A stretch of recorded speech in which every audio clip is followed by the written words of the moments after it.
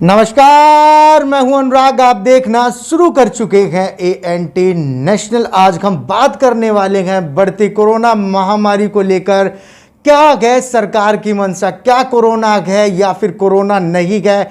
क्या कोरोना रैलियों में नहीं होता? लोगों के काफ़ी सारे हमारे पास फ़ोन कॉल आते हैं जब हम कवरेज के लिए जाते हैं, तब भी लोग पूछते हैं आखिरकार कोरोना क्या चीज़ है? रैलियों में नहीं होता या फिर जनसभाओं में नहीं होता? ये काफ़ी सारे मुद्दे हमारे साथ हैं। आज आम आदमी पार्टी से पश्चिमी जोन के हरियाणा के आम आदमी पार्टी से विक्रांत गोयत, उनसे जानेंगे इस पूरे मुद्दे पर। आज बात करेंगे विपक्ष की भूमिका यहाँ से विक्रांत बखूबी निभा रहे हैं हरियाणा में। इनसे जान लेते हैं। विक्रांत जी, स्वागत करते हैं ANT नेशनल पर। सबसे पहले तो आपका जय हिंद साथियों, सभी देशवासियों और ANT नेशनल के दर्शकों को मेरा प्रणाम।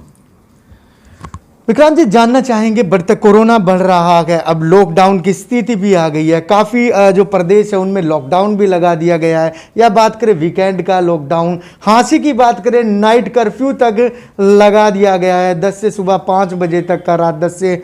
ऐसे में लोगों के धड़ल्ले से चालान भी कट रहे हैं, लोगों को हिदायतें भी दी जा रही हैं, मास्क लगाइए, काफ़ी ज़रूरी भी है ऐसा करना बढ़ती कोरोना महामारी को देखते हुए। लेकिन जो मेन मुद्दा है, जो लोग कहते हैं कि जो जनसभाएं होती हैं किसी भी पार्टी की, चाहे वो आपकी पार्टी हो, चाहे कांग्रेस की हो या फिर भाजपा की हो, जो रैलियां निकलती है, क्या उनमें कोरोना देखने को नहीं मिलता? क्या वहाँ कोरोना नहीं होता?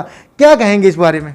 सबसे पहले तो मैं सभी देशवासियों को यही कहना चाहूँगा कि अपना बचाव में ही बचाव है। मास्क का प्रयोग करें और उचित दूरी बनाए रखें और कम से कम ज़रूरी काम के लिए ही बाहर निकलें, क्योंकि सरकार, जो एक सरकार की भूमिका होती है, वो सरकार की भूमिका सरकार नहीं निभा रही है।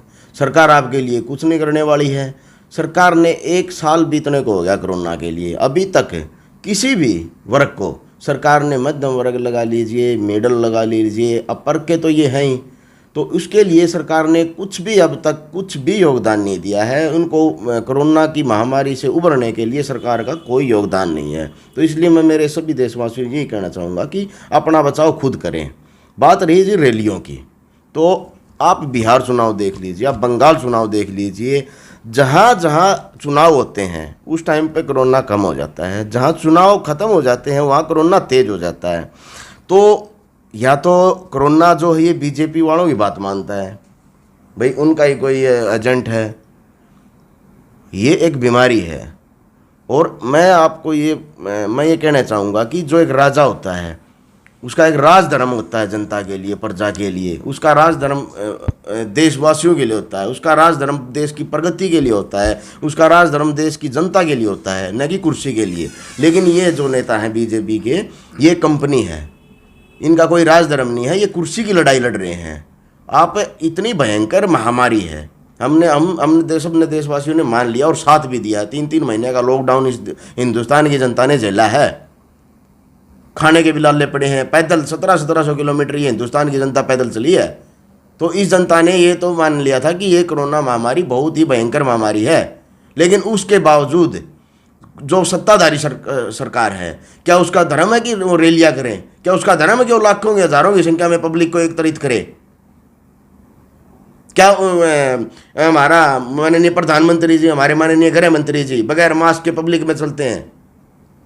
पब्लिक इनको फॉलो करती है, आइडल हैं। सबसे बड़ी बात तो ये है, ये देश के आइडल हैं, एक बड़े नेता हैं, बड़े चेहरे हैं भाजपा के, लोग फॉलो करते हैं। कहीं ना कहीं मास्क इनको देख के लोग नहीं लगाएंगे, सवाल उठा रहे हैं लोग। ऐसे में भाजपा के जो गृह मंत्री पर भी आप मास्क क्यों नहीं लगा रहे? ये देश का दुर्भाग्य है, आइडियल नहीं है। जनता को पिछली सरकार से जनता इतनी ऊब चुकी थी कि उनको कुछ समझ ही नहीं आया। कांग्रेस के इतने एक घोटाले के ऊपर एक घोटाला, एक घोटाले के ऊपर एक घोटाला है, तो उस वजह से इन दुर्भाग्यवंशी सरकार आई है। जिस आदमी का कोई करैक्टर नहीं, जिस आदमी की कोई एजुकेशन नहीं, वह आदमी देश को आज चला रहे हैं, तो ये बहुत ही दुर्भाग्य की बात है।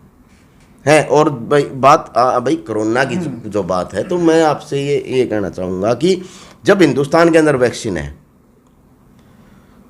और कोरोना एक बहुत भयंकर बीमारी है। तो एक राजा का भी छोड़ो, मैं मेरे परिवार के लिए, अगर मेरे घर में 10 सदस्य हैं और मेरे पास 10 वैक्सीन है तो मैं किसी को नहीं दूंगा। ये बिल्कुल आम सोचने की बात है। तो क्या हमारे जो राजा है उसका प्रजा के प्रति कोई प्रेम नहीं है?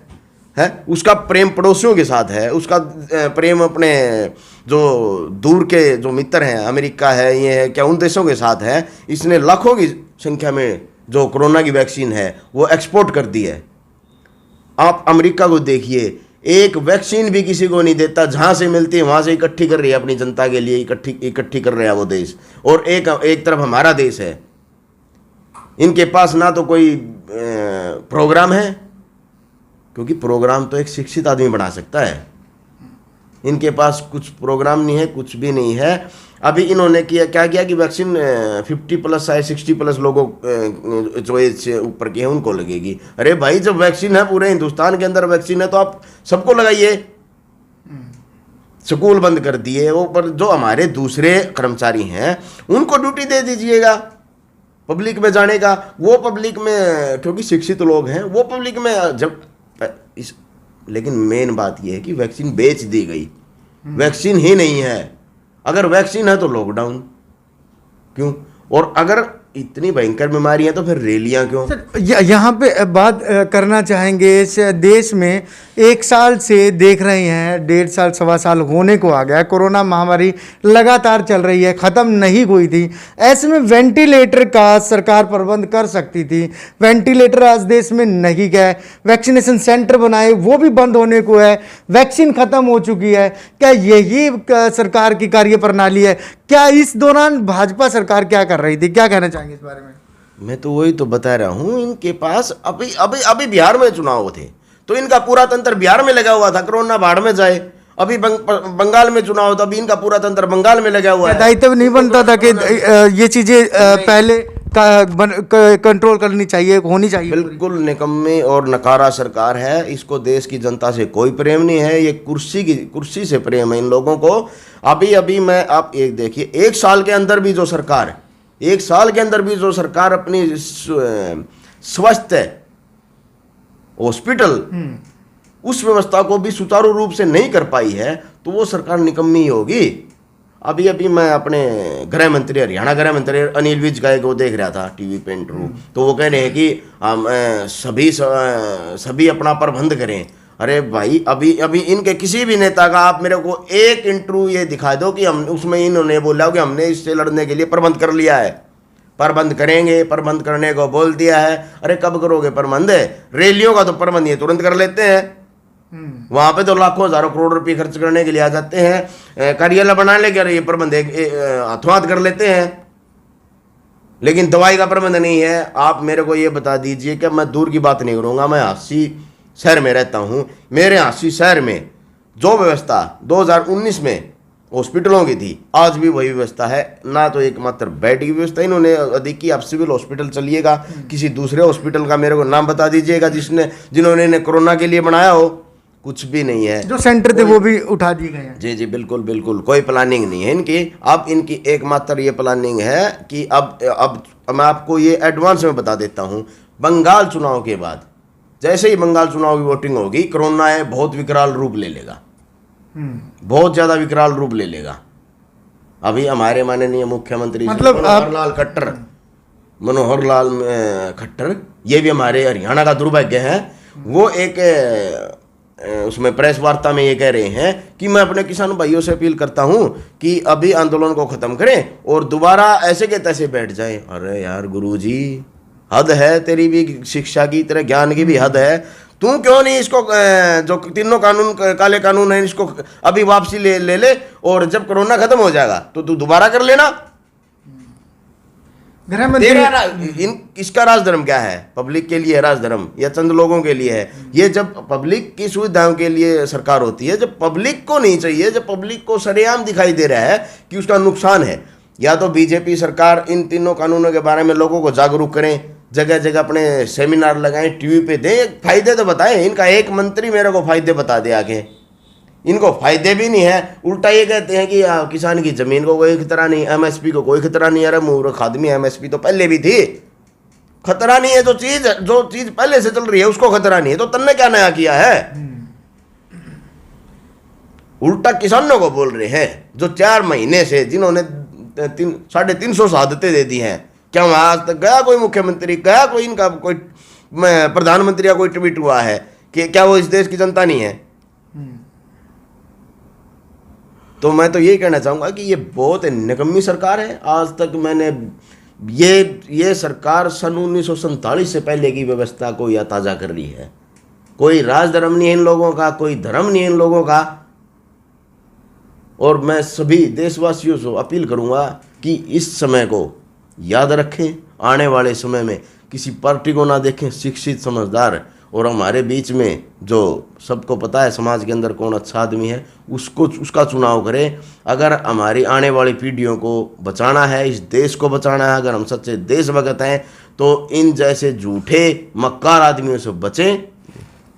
अभी बात करें जो हफ्ते का टाइम दिया किसान आंदोलन को उठाने का, जो स्वास्थ्य मंत्री अनिल विज का, जो उसके जरिए क्या कहना चाहेंगे? क्या आंदोलन उठाएंगे? किस तरह से ये आंदोलन उठा पाएंगे? क्या सख्ती करेंगे किसानों के साथ? कैसा मान के चल रहे हैं? सब आप ये बताइए ना कि सख्ती, जब वहाँ पर लाखों की संख्या में किसान बैठे हैं, वहाँ पे आज तक एक भी कोरोना का मरीज नहीं आया है। क्या बीजेपी सरकार ने वहाँ कोई सुविधा दी है? तो क्या किस बेस पे उठाएंगे? कौन से तंत्र का इस्तेमाल करेंगे? किसका, फौज का करेंगे, पुलिस का करेंगे? वहाँ भी हमारे भाई बैठे हैं। इन मंत्रियों का कोई आदमी फौज में नहीं है, कोई आदमी पुलिस में नहीं है। और अगर ये आंदोलन को उठाना चाहते हैं तो 3 कानून ही तो वापस लेने हैं। उसमें सरकार का क्या बिगड़ता, मेरे ये समझ में नहीं आ रही। और इन गीदड़ भभकियों से ना तो किसान डरने वाला, ना हम डरने वाले। हम किसानों के साथ कंधे से कंधा मिला के बैठे हैं।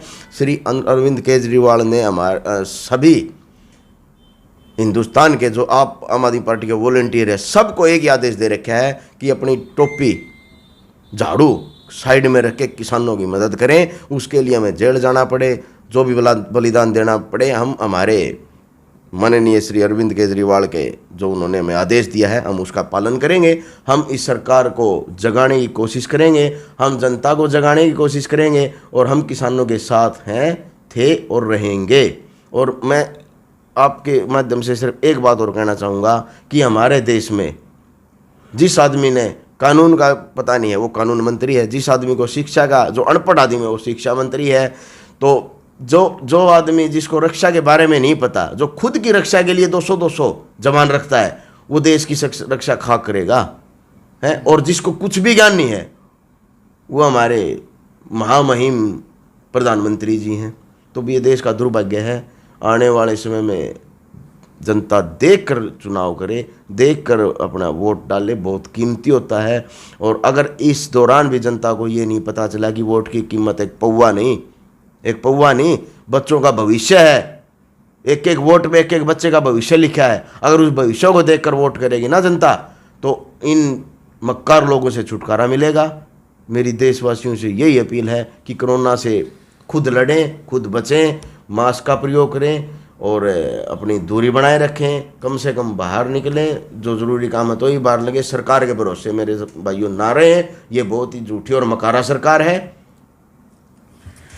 ये थी हमारे साथ आम आदमी पार्टी के हरियाणा पश्चिमी जोन के जो मंत्री थे विक्रांत गोयल, जिन्होंने बात कही है कि आप सरकार से जो इनकी कोरोना से बचने के उपचार जरूर करें, उपाय, कोविड नियमों का पालन जरूर करें, क्योंकि कोविड जो है वो लगातार 1 साल से चला आ रहा है। लेकिन इस बीच जो ख़त्म होने की कवायद थी वो आप देख रहे हैं किस तरह से अभी देश में एकदम से इस कोविड ने विकराल रूप ले लिया। खांसी की बात करें, जो नए मामले आए गए अभी, तो काफ़ी सारी बातें हैं कोविड को लेकर। कहीं ना कहीं सरकार की क्या मंशा है, क्या नहीं है, वो तो सरकार की जाने। आप देखते रहिए एएनटी नेशनल, मैं अनुराग सिंह।